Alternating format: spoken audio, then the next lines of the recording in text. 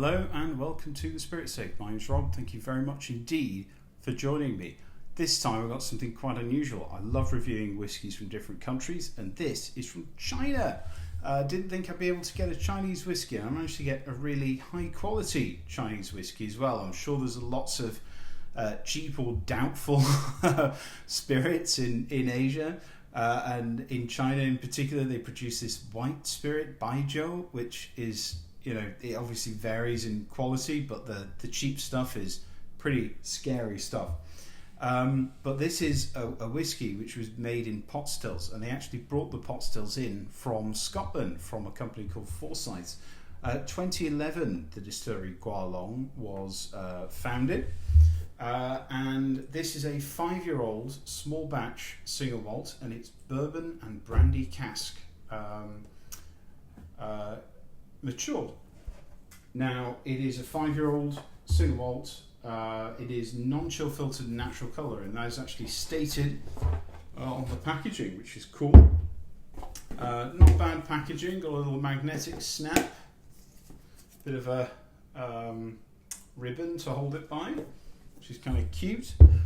Fairly nondescript bottle, but it's nice enough. Yeah, Goalong Distillery since 2011. 48% ABV, so relatively high ABV, non-chill filtered and natural colour. And I bought this from a UK retailer. I paid about £60 for it, and then I brought it into Canada in a suitcase quite a while ago. Can't remember exactly when. Very interesting. Now at first this was very closed, very restrained, and I was really struggling to get it to open up, but it's been open maybe a year now, and it's starting to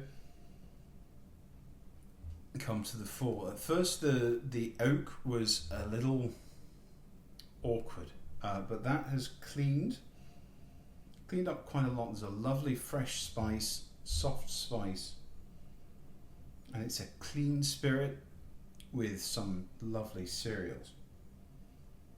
Cream, salted butter, mint, fresh mint.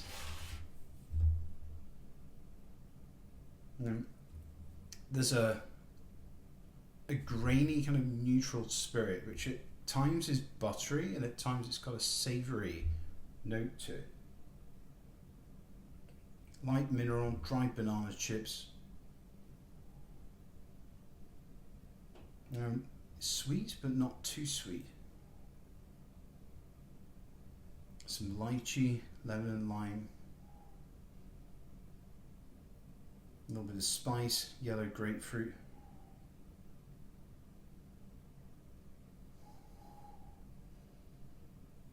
Quite a lot of ginseng. Jasmine.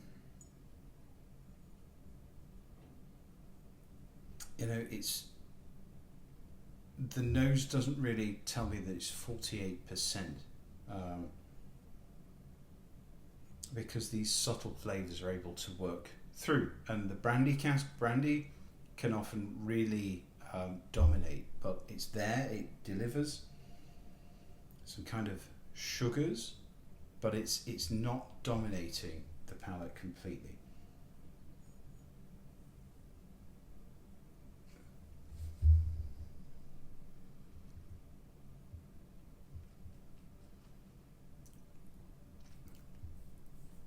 Palate sips pretty well for 48%. It's on the arrival that you start to get more of the alcohol. Very mineral. It's an interesting minerality that it's got, kind of cucumbery greenness to it. The brandy light enough, but again it's delivering those brown sugars and nutmeg notes. It just moves on to a nice spice, yellow grapefruit, sweet and sour flavours, lemon and ginger, and the brandy is delivering a kind of rum and raisin quality. Right, time for a little bit of water. Spoonful and a little dash, because this will take a bit of water.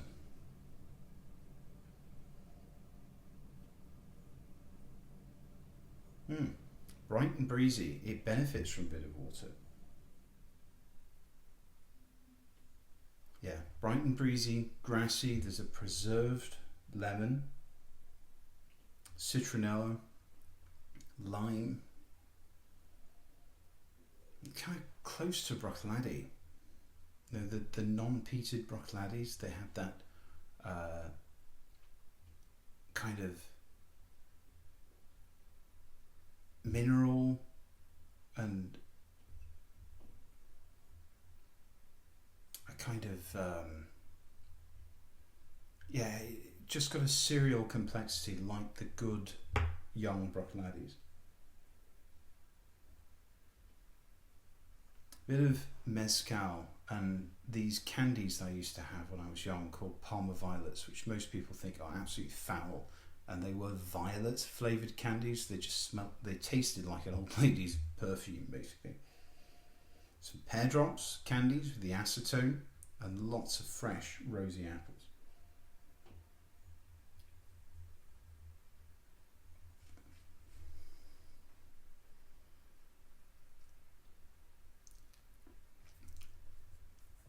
Palate with some water. Initially getting some sweetened tea, like a herbal tea sweetened with honey. There's a little bit of dryness and bitterness there, some savouriness, a good spirit presence, an interesting malt complexity, again like those good young Bruichladdich.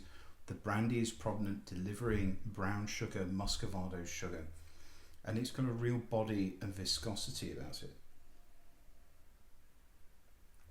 The finish is lovely and dry. The brandy just lengthens that finish. You get a bit of bitter apple, fresh ginger, cinnamon candies, a very dry malt mineral note, and some lovely bitter lemon as well. So all in all, I've really enjoyed this bottle. Initially it was very, very restrained, but it opened up a lot, and it's clear that there's a commitment to quality here for this particular distillery, doing things with the equipment bought from Scotland, which must have been very, very expensive to get over to China when they could have produced that much cheaper, had to go at it in Asia and done it for a fraction of the cost. They bought the kit from Forsyths, they bottled it at that high strength and didn't chill filter or adulterate it in any way. So yeah, I think this is a good whiskey, and I think it deserves a shot if you've got access to this. It's certainly available in the UK. I'm not sure about other places, but yeah, buy with confidence, I'd say. Anyway, I hope you enjoyed the review. Look forward to seeing you for the next one, and until then, cheers, take care of yourself.